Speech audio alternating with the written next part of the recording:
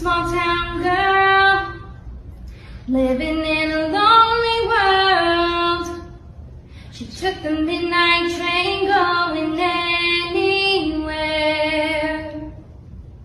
دختر بهت میگه تو مثل داداشمی. بهش بگو من شریک واسه ارث بابام نمیخوام.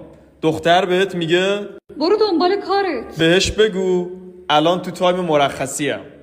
دختر بهت میگه فرق تو با بقیه پسرا چیه؟ بهش بگو من تو جیبم پاستیل دارم. دختر بهت میگه چه اعتماد به نفسی؟ بهش بگو بزن به تخته بگو ماشاءالله. دختر بهت میگه بیا دوست معمولی باشی. اینو دیگه جوابشو تو بنویس.